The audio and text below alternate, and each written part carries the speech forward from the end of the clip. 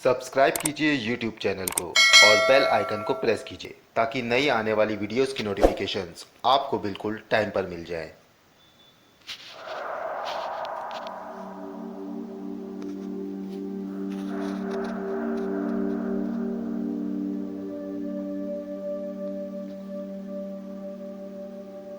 उमर जहां अकेली स्टेशन पर खड़ी जाती हुई गाड़ी को देखती रह गई।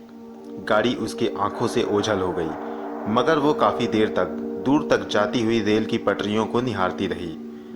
उमर जहां के लिए ये बहुत कम ज़्यादा वक्त था। वो अनवर अली के परिवार को अपना परिवार समझती थी। उसने पहले ही अपनी माँ को खो दिया था और अब उसे अनवर अली और उनके परिवार को खोना पड़ा था। अब उसके पास अनवर अली और उनके परिवार के साथ बिताई हुई यादें ही बची थी। उन्हीं यादों को दिल में रखकर वो स्टेशन से दूसरी तरफ चल पड़ी। उसके कदम अनजानी राहों की ओर बढ़ते चले जा रहे थे। वो सोचने लगी कि मैं अब क्या करूं, कहां जाऊं और किस मकसद से जीऊं। तभी दंगों के शोर ने उसका ध्यान अपनी ओर खींचा। उसने लोगों की चीख पुकारें सुनी जो दंगों का शिकार हो गए थे। वो वहां से अपने रास्ते पर चलती जा रही थी। उसके कदम खुद ब खुद अनवर अली के घर की ओर बढ़े। वो पैदल चलती हुई अनवर अली के घर के पास पहुंची तो उसने उस इलाके में एक खौफनाक सन्नाटे को महसूस किया। उसने देखा कि वहां की गलियां, जो कुछ दिनों पहले लोगों के शोर से भरी रहती थी, आज वो किसी शमशान की तरह सुनसान थी। वहां की दुकानें, वहां के मैदान, वहां का कोना कोना किसी शमशान के सन्नाटे की तरह ही लग रहा था। कुछ गिने चुने घरों में ही लोग दुबक कर बैठे हुए थे, बाकी इलाका खाली पड़ा था। उमर जहां थोड़ा और आगे बढ़ी तो उसने देखा कि वहां की गलियों में ढेर सारी लाशें पड़ी हुई थी। ये लाशें उन लोगों की थी जो दंगों का शिकार हो गए थे। न जाने इंसान के दिल में एक दूसरे के लिए इतनी नफरत क्यों पनप रही थी। वो एक दूसरे की जान लेने पर आमादा थे। इस मंजर को देखकर उमर जहां अनवर अली के घर आ गई। उसने उस घर को निहारा। जो घर कुछ दिनों पहले लोगों से भरा हुआ था, आज लावारिस पड़ा था। वहां का सन्नाटा उमर जहां के लिए काफी दर्दनाक था। वो घर के अंदर दाखिल हुई और एक पलंग पर बैठ गई। उसने उस कुर्सी को निहारा जिसमें बैठकर अनवर अली लोगों का इलाज करते थे। उसने वहां रखी कुछ संदूकें देखी जिसमें अनवर अली जड़ी बूटियां रखा करते थे और उनके मांगने पर उमर जहां उन्हीं संदूकों से जड़ी बूटियां निकालकर उन्हें देती थी। ये सब देखकर उमर जहां को सभी की याद सताने लगी। उमर जहां का मन किया कि वो कहीं दूर चली जाए, मगर तभी उसके दिमाग में ख्याल आया, नहीं, मैं कहीं नहीं जाऊंगी। इस घर से मेरी काफ़ी यादें जुड़ी हुई हैं। मैंने काफ़ी समय इस घर में गुजारा है। ये अनवर अली जी की अमानत है। मैं उनकी इस धरोहर को संभाल कर रखूंगी। इसे खाली पाकर कोई भी कब्जा जमाने की कोशिश कर सकता है यहाँ, मगर मैं ऐसा होने नहीं दूंगी। मैं यहीं रुककर इस घर की हिफाजत करूंगी। सब कुछ ठीक होने के बाद अनवर अली जी यहाँ वापस जरूर आएंगे। उमर जहां अभी ये सोच ही रही थी कि तभी उसके कानों में लोगों की चीख पुकार पड़ी तो वो समझ गई कि कोई खतरे में है। वो मदद की गर्ज से अपनी जगह से उठी ही थी कि तभी उसे दरवाजे पर थोड़ी हलचल महसूस हुई। बाहर कुछ आदमियों के बोलने की आवाजें आ रही थी। वो आपस में बातें कर रहे थे। फिर उनमें से एक ने दरवाजे को पीटना शुरू किया। उमर जहां ने कहा, कौन है? तभी वो आपस में कहने लगे, लगता है कि कोई अंदर है। फिर गरजती हुई आवाज से एक आदमी बोला, दरवाजा खोलो। उमर जहां बोली, मैं नहीं खोलूंगी, पहले तुम बताओ कि तुम कौन हो। इस पर उधर से दूसरा आदमी बोला, हम पास के गांव से आए हैं। दंगाइयों से पीछा छुड़ाकर हम भागते हुए यहाँ चले आए हैं। वो सब हमारे पीछे हैं। हमें छिपने की जगह चाहिए। इस पर उमर जहां बोली, मगर तुम्हारे बोलने के लहजे से लगता तो नहीं कि तुम किसी से डरकर भागे हो। इस पर दूसरे आदमी की आवाज आई, तुम वक्त जाया मत करो, दरवाजा तोड़ो।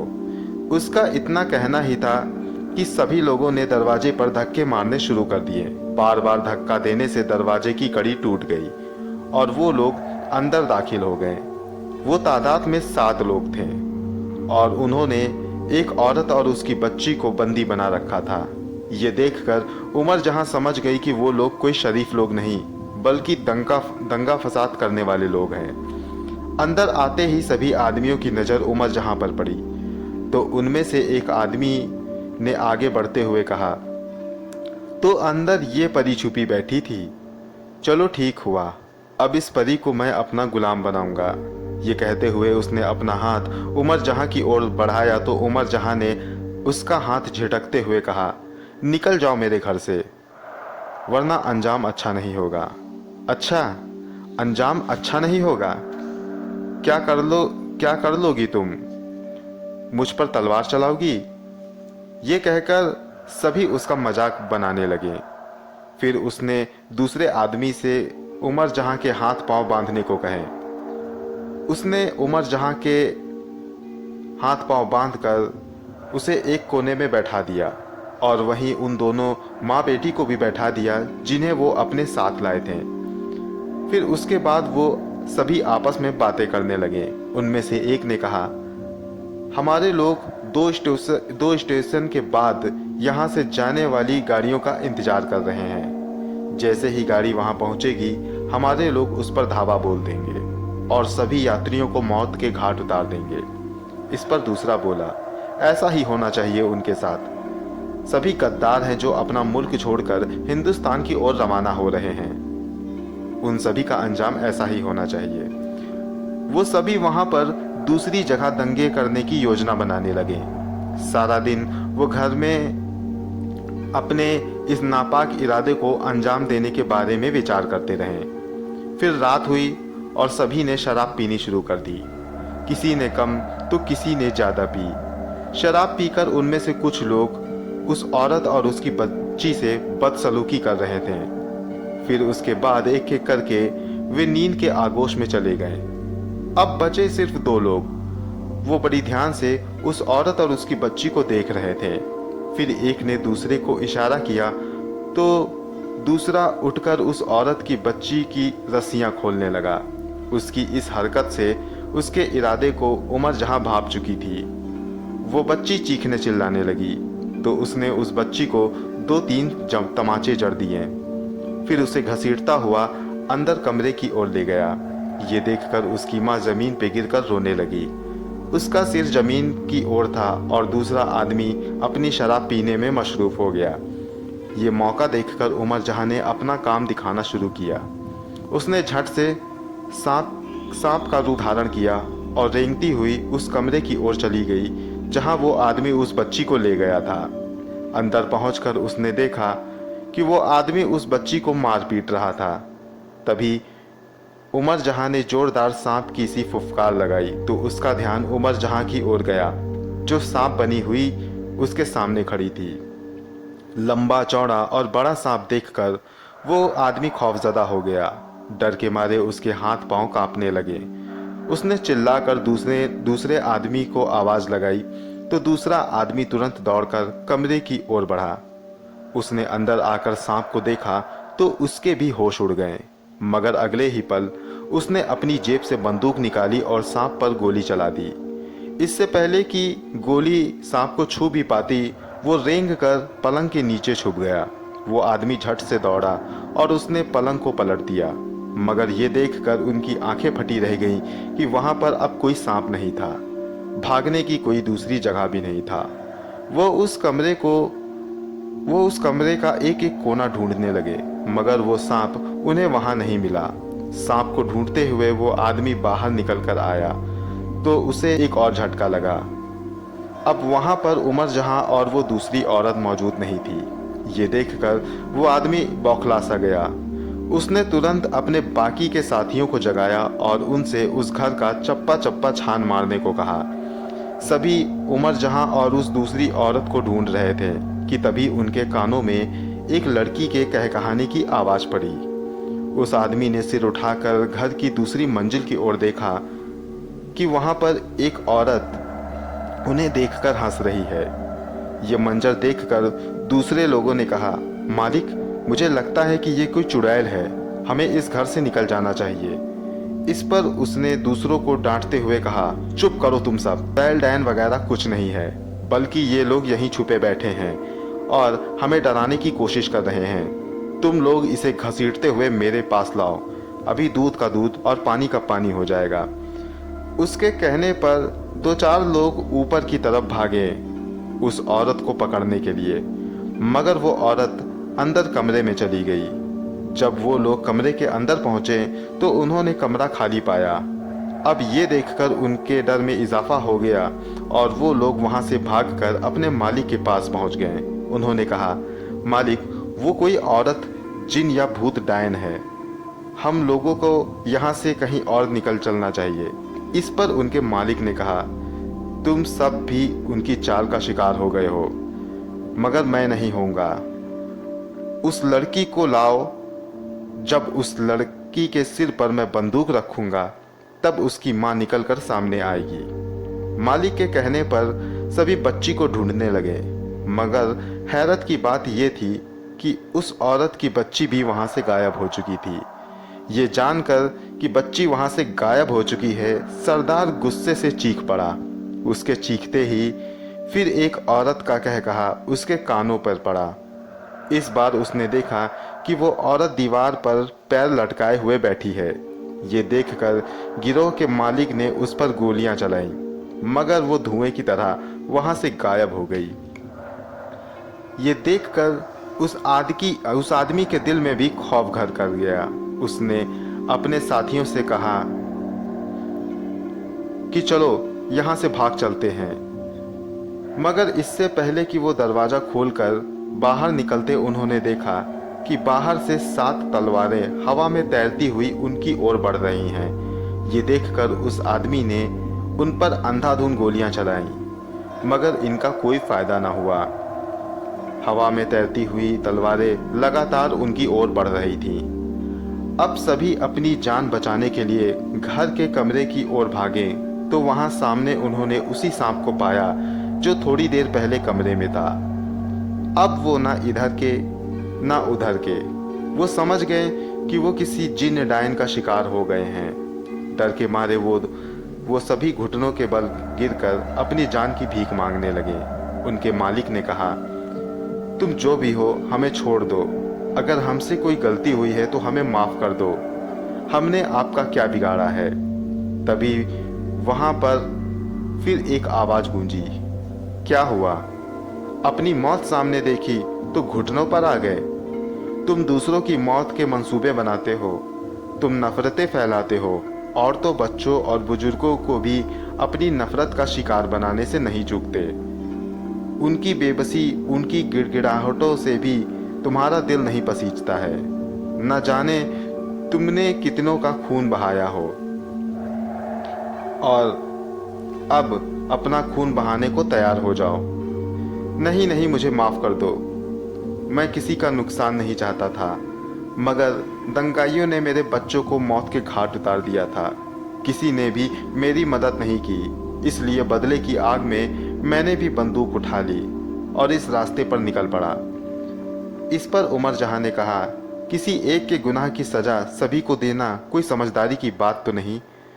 तुम्हारी वजह से ना जाने कितनों के घर उजड़ चुके हैं। तुम कई लोगों के मौत के जिम्मेदार हो, हत्यारे हो तुम।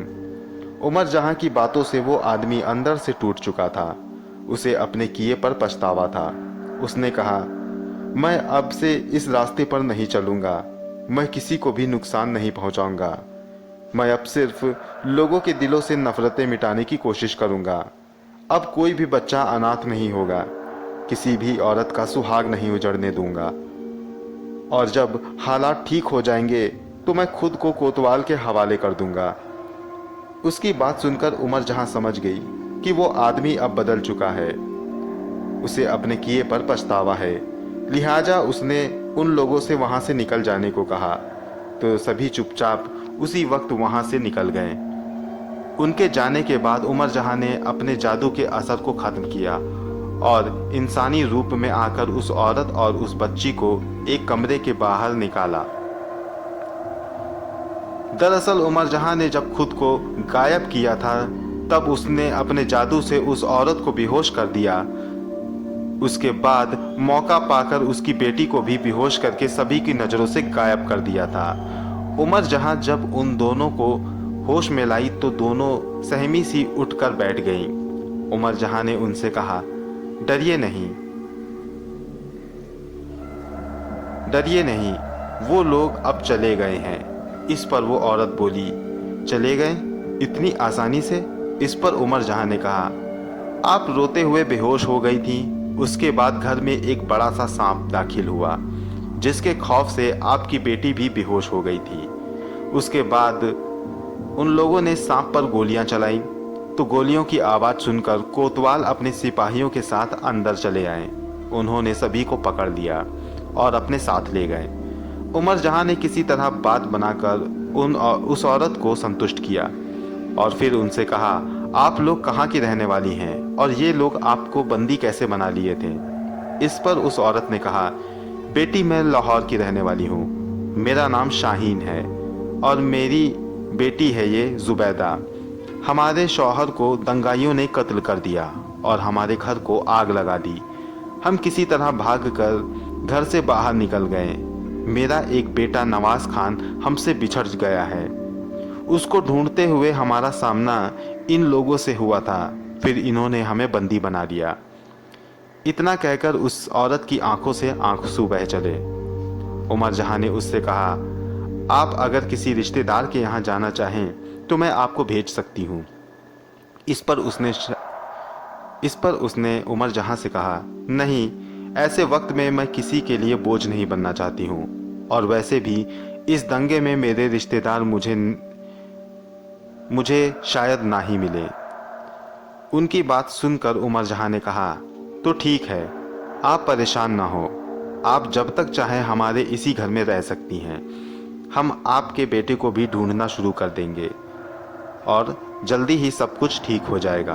आप अल्लाह पे भरोसा रखें। ये बात सुनकर शाहीन ने कहा, बेटी तुम्हारे घर वाले तो ऐतराज़ नहीं करेंगे?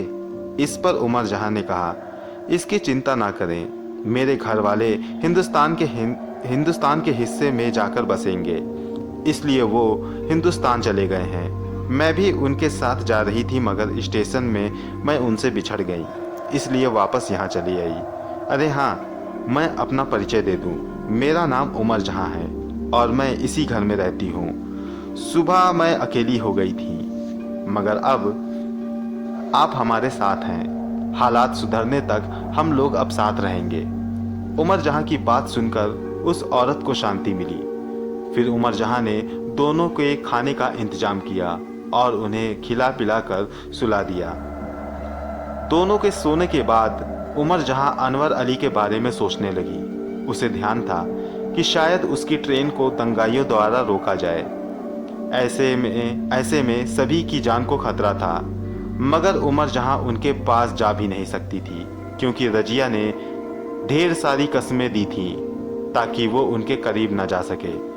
ये उमर जहां के लिए परेशानी की बात थी। इधर ट्रेन में बैठे हुए अनवर अली उमर जहां की ही खैरियत के बारे में सोच रहे थे कि तभी ट्रेन का इंजन बंद हुआ और ट्रेन रुक गई। ट्रेन एक बियाबान इलाके में रुकी थी। ट्रेन के रुकते ही जो लोग सोए थे उनकी भी आंखें खुल गईं। सभी कहने लगे, क्या हुआ, ट्रेन क्यों रुकी? तभी अंदर बैठे एक बुजुर्ग ने कहा, कोई भी अपनी खिड़की मत खोलना, यहाँ कोई भी स्टेशन नहीं है, हो ना हो ये दंगाइयों की ही चाल है। उसके इतना कहने पर डिब्बे में बैठे सभी लोगों के चेहरे खौफ से सुर्ख पड़ गए और फिर अचानक तेज चीख पुकार सुनाई पड़ने लगी। ये चीखें औरतों, बच्चों और बूढ़े और जवान सभी की थी। बाहर से एक आवाज आई, काट दो सभी को और जिंदा जला दो इसी ट्रेन में, कोई भी बचने ना पाए। इन बातों से साफ जाहिर था कि ट्रेन में बैठे सभी लोग किसी बड़ी मुसीबत का शिकार हो चुके थे। दोस्तों, ये कहानी जारी है। इस कहानी का अगला भाग मैं जल्द आपके पास लेकर आऊँगा। कहानी आपको कैसी लग रही है हमें कमेंट बॉक्स में लिख कर ज़रूर बताएं। मिलता हूँ अगली बार इसी कहानी की अगली कड़ी के साथ। तब तक के लिए गुड बाय।